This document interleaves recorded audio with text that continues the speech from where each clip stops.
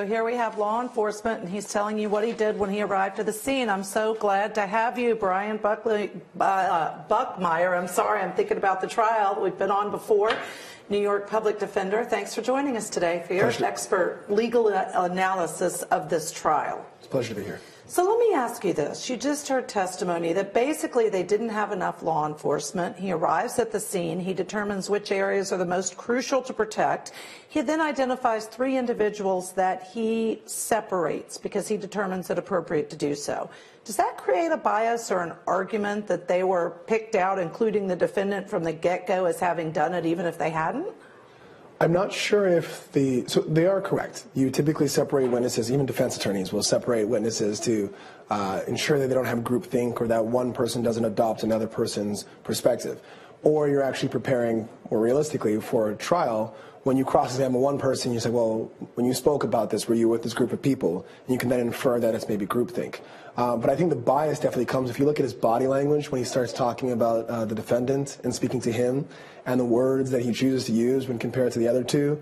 Oh, he's a little resistant. He kind of like scratches and he like looks away and looks down. There's definitely some bias already there that he's using adjective to describe the defendant in a way that he might not have perceived when he spoke to him, because after he spoke to the defendant, he definitely did not arrest him and he did not perceive him to be a suspect. So why is it now when he's testifying about it, he's starting to give clues as to his suspicion of him being a suspect now? And do you think juries are sophisticated enough, Brian, to pick up on those clues? If they're not, then the defense attorney needs to be sophisticated enough to highlight that, to not only a summation, talk about the language that a witness used, but also the body language, and show that why is this officer speaking of the defendant in this manner today, but on the day in question, he didn't pick up those vibes, he didn't pick up that feeling or that sentiment.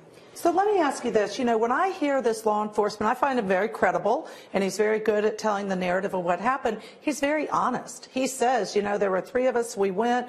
I had to make decisions as to what I needed to protect, what I needed to secure until more deputies could arrive, until I got more backup. And he said, you know, I noted a large hole at the base of an office door, and then I also saw some fresh prime or paint, and so those were areas I determined to be important.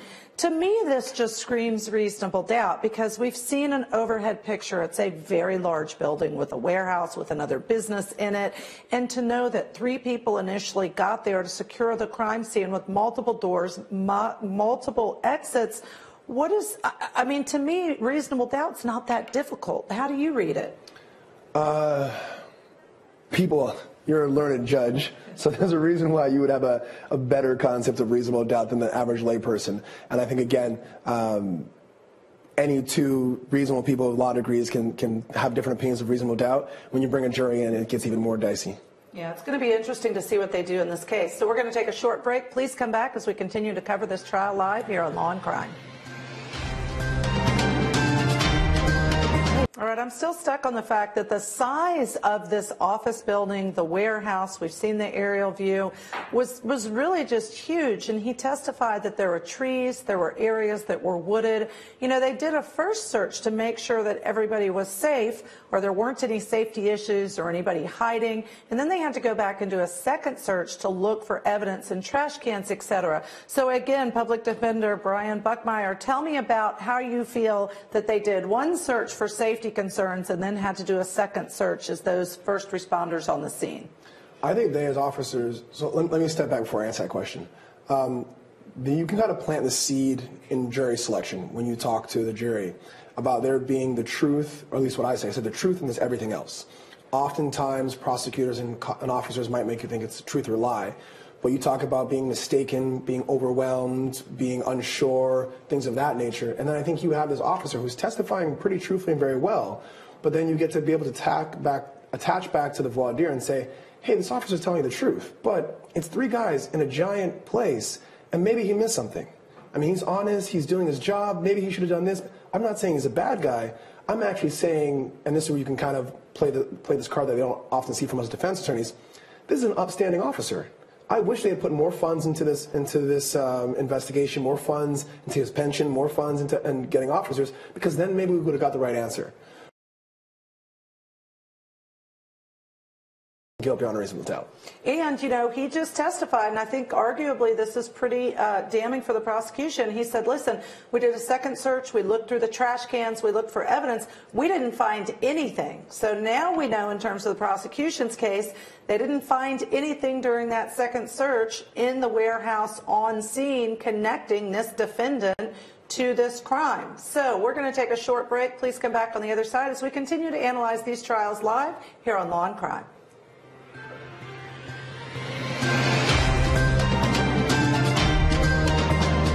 He's testifying for the defense on cross-examination. Brian, first of all, I want to ask you, I want to put you on the spot. We were talking on a break and you were watching this and you said, this is odd, or I don't know the exact words you used, but that's my interpretation of it. This is odd. What were you referencing? Definitely odd. It's the positioning of where the defense attorney is in relationship to the witness and how they're testifying to it. When I look at it, I don't get the impression that here's a defense attorney leading their opposing witnesses through the testimony and through the exhibit as they want. When I look at that, I look at it as if here are two competing individuals working on a group project or something like that, and then when he corrects her, at least my visual is that he's almost taking some authority and some power away from her and be like, no, I'm correcting you. This is what it actually is. And so at times we have to look at not only the words that are used, but also the actions and how we appear to the jury. When I look at that, my appearance is I'm trying to figure out who the defense attorney is, who's making the most sense, and who's the most credible of the two. And when you put yourself like that side by side, you automatically create this competition between the two of you. And if you lose that, any points you might have gained in that cross-examination are definitely lost. And those are trial skill nuances, which are so important in trying these cases because it's all about the jury's decision and what they think and who they find credible and who they believe. So on defense, were you taught as well, it's not necessarily on cross-examination what the answer is. It's that you want to say the question that you want the jury to hear to then be answered. Correct. You're asking bullet point questions. You definitely want to stay away from questions that begin with how, because when you give a witness the opportunity to explain something, if you don't know where that explanation is going, that is like trying to catch the wind, and it's very difficult. Now, this is a retrial, so obviously this person has already testified in the past, and so you might have already had an explanation as to where they might go, so hows might become a little bit more easier for you to ask, because if they go outside of the range of what they testified before, then again, you can kind of reel them in by impeaching them. But just the way they're standing and the way they're doing that, I feel like it's very dangerous, and maybe she's more seasoned than I am, or just not as cautious. A different style. So it's going to be interesting to see what the jury decides. And I hope to be able to bring Brian back on to talk about some of the surveillance video that was not provided in the first trial. It was the reason that the conviction was overturned and what we might see out of that. First, we're going to take a break, come back right after this short break to resume trial in this case out of the state of Kentucky.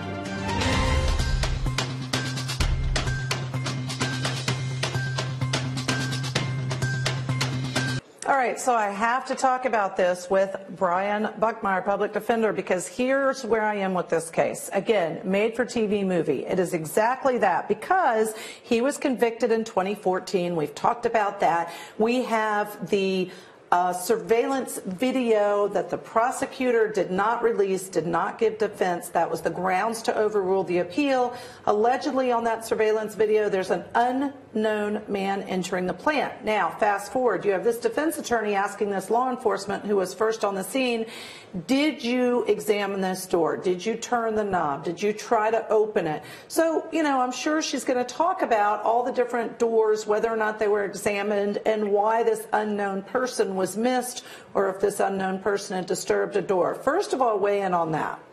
I think leaving it as an unknown person is great. You're allowed for reasonable doubt. You don't have to go through the rabbit hole of saying, who is it? Who's this person? What's their motive? Because you always want to leave in the jury's mind, it's not my burden. It's their burden to prove the case. It's simply my job to represent my client, and if I so happen to give you information, again, it's not my job, you always want to come back to that. If I so happen to give you information that gives you reasonable doubt, that's not guilty. And so I believe just leaving it in the air like that, explaining it, walking the officer through, you didn't check this, you didn't do that, you didn't do that, does that job. Okay, so quick question. Does the fact that they, in their opening statement, the defense said husband did it, affect leaving it open for the jury to find reasonable doubt because an unknown person entered the building? Greatly. There's a reason why there's a burden of proof, because our minds growing up the way we are is that we want to hear, as the saying is, both sides of the story.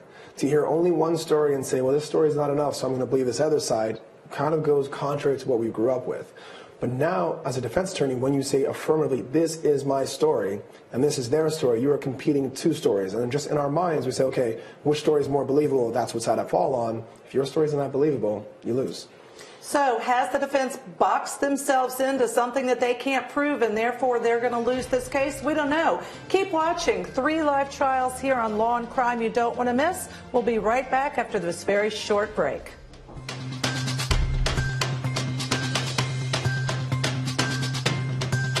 Welcome back to Law and Crime. I'm Judge Ashley Wilcott here with Brian Buckmire as we analyze the current trials that we're covering. 3 are going on. It's a big day here on Law and Crime. So let's talk about the first of these. You're probably familiar with it.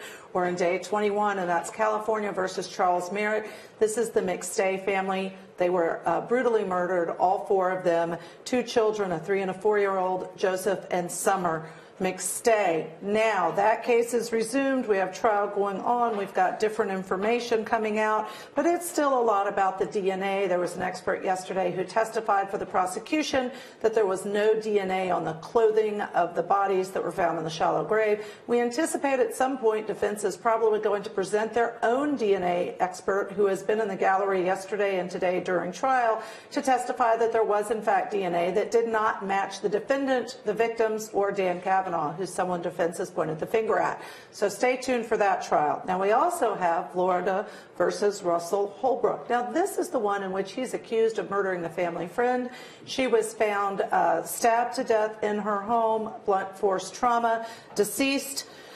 We have allegations of, the state has not yet introduced this evidence, but allegations of male DNA on her sweater that matches the defendant, a wiretap in which he admits that he killed her. And then he says his defense is, nope, I was at a party, I went to Walmart, I went back to the party, didn't change clothes, didn't have anything different about me. Impossible that I committed this very bloody murder of this defendant, so I didn't do it. Now, note, the first 2 cases I mentioned, the defendant says, I didn't do it.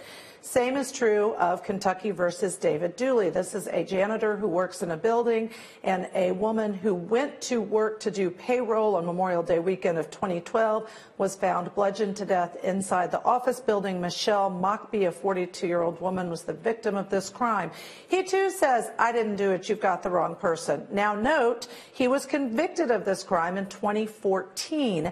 That conviction was overturned because, yes, wait for it, the prosecutor, the DA in the case, was having an affair with the lead investigator, and in fact, the the Court of Appeals found in that case they did not turn over certain surveillance video that shows an unknown man entering the plant, which was part of the building where the woman was found murdered. So here we have a new trial as a result of that. I'd like to turn to my special guest, Brian, and tell me, as a public defender, you were just talking about, we've heard the defense say in this case an opening statement, well, the husband did it. He was the one with the motive because of life insurance policies, because of financial issues. How, we were talking about, tell me, how would the defense prove that if they want to stick to that theory of the case? Yeah, so that raises a huge question, because you got to remember that what's said in an opening statement is not evidence. It's merely argument or a presentation of what you hope to come in a trial.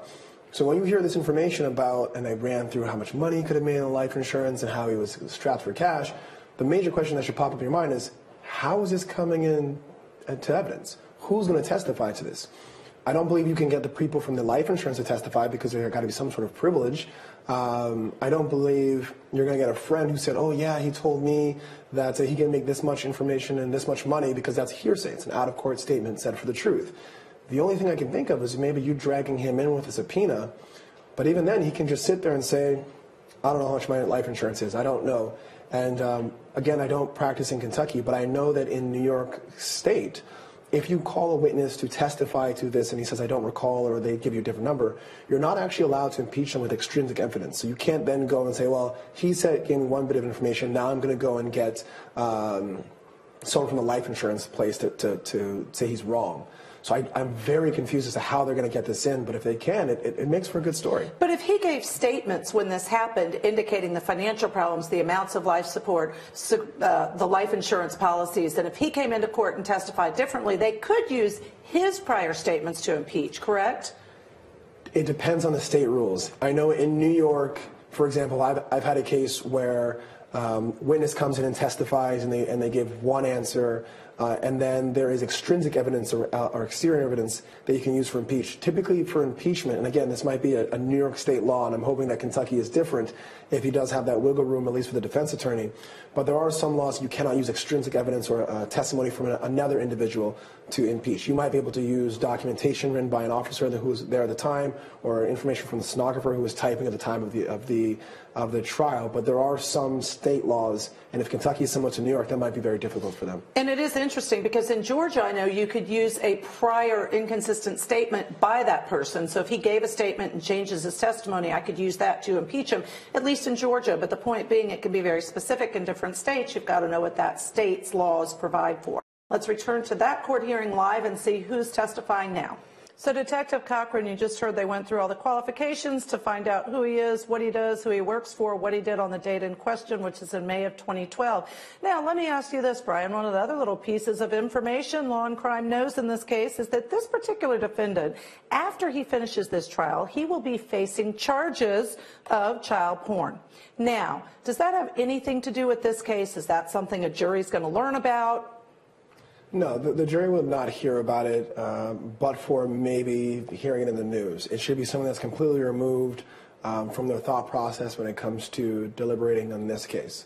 From the attorney aspect, we're not really thinking about it either. We're really focused on the case here and now, not only because this trial's going on, but also because the charges are much greater. Your hope is to handle one thing at a time. If he does get convicted in this charge, then you would probably find something, he would take a plea on the other case and probably just try to have the time run concurrently. Or he might, it's a bad phrase to use, but it's considered like a free trial, where the jail time that's on this case is probably much higher than the child porn case. Mm-hmm. So he has every incentive to try that case, because if he loses, he's already going to be in jail. Okay. All right. So it's going to be interesting to see what happens. Now, let me also ask you about this. One of the things that, you know, in the opening we talked about, and you already said they talk about the life insurance policies and motive and why the husband may have done it. I feel like in listening, there are a number of different things already raised that I would think, reasonable doubt, right? But we've talked about in 2014, he was convicted of murder. So what's one of the questions you've asked me that you would think about and whether or not it played a role in his being convicted in 2014? I would definitely want to hear, I mean, what I would love to hear is go straight to the jury after they walked out and just said, what did you hang your hat on? What was it that you felt was guilt beyond a reasonable doubt? One of the questions I would have, and I think would be really interesting, is to watch voir dire, to see what questions are asked, how that jury was selected, and what their idea of guilt beyond a reasonable doubt is before they sat on the jury. Because I think that would probably be the crucial part of when this case was decided. All right. Now, we're going to return to court, so let's look back at Dooley and see who's testifying now. So you've heard this detective testify, and it makes good sense. The room where the body was, he said there was a thin layer of dust, or actually a thick layer of dust all over the floor. So they started external outer and worked their way in, which makes good sense. Here's my question for you, though, Brian. This is a woman that was literally bludgeoned to death, and he's saying, well, there were 4 yellow placards, 4 areas where possible shoe prints. What does that mean? Did it not happen here? I mean, that doesn't seem like a lot of activity where the body was found. Yeah, so as a defense attorney, you want to be picking up on these slight cues and be like, okay, so how does this relate to identifying my client? And how do I show that it's not him? Like we said earlier, they already pigeonholed themselves to it being one individual. So I'm thinking, or hoping, at least what I would do, is where is the body found? Where is this door that they were pointing to earlier in relation to the body? And where are these footsteps in relation to all those two? So I think they're probably going to try to connect the dots as to this person walking here or there. I think the prosecution at this point is just trying to substantiate how good of a job he did. because part of it, as you said, this is ready for a movie, is that the lead detective and the prosecutor had some sort of affair, so maybe that tainted the whole investigation from top to bottom. Right, and so we have to note that the prosecutor is no longer, the DA did not win re-election, and so that prosecutor is not involved in this case. In fact, this prosecutor is from the Attorney General's office. So we're now going to return and hear more testimony. All right, welcome back. So that's Detective Cochran that's still testifying. Brian, let's talk about this testimony. The first thing I have to say is I love the way the prosecution is using these different pictures so the jury can see exactly what they're talking about. The second thing is I think Detective Cochran is very credible. I believe him. He seems like he's just saying, this is what I found. What do you think of him? Yeah, so as to both points, the better you can bring the jury to the location, the better your argument will be, whether a prosecutor or defense attorney. When it comes to how you feel about this witness, I would juxtapose that with the other officer. And remember when I was talking about how that officer was talking about Dooley, like yeah, he seemed a little shady and a little off. It sounded like he had a dog in the fight. This detective, I think what you're probably picking up on is he's impartial. I'm not here for any side. I'm just telling you the information I found, and that's it. He's educated, he's articulate, and he's just laying it out for you, the observer or the jury, to decide. And he's really also describing the forensic evidence. So, for instance, the blood drop, he said that had to have fallen by something in motion, or it wouldn't have landed that way. And the feet prints in the dust and how they were disorganized and hard, a little chaotic to determine exactly what they were, or the footprints, or where they were. He, I'm really impressed. So we'll see. Credibility does play with the jury, right? It's important for the jury to see that. Absolutely. But like we were saying in the break, if I'm a defense attorney, I'm not attacking this man. You've already seen him testify once in the first trial, now he's testifying again, and you want to be definitely looking at the jury and be like, how are you eating this up? And so now you probably just want to just politely ask him questions and definitely get the information you want, but not attack him. All right, so you're not going to want to miss more of this trial. I am going to be signing myself off. I've been happy to be here this afternoon. Aaron Keller is coming on next at 4 o'clock. Brian Buckmire is also leaving for the day. Thank you so much for being here as our legal analyst. Continuing to cover all 3 trials live here on Law and Crime. We'll return to Kentucky versus David Dooley when we come back, right after this short break on Law and Crime.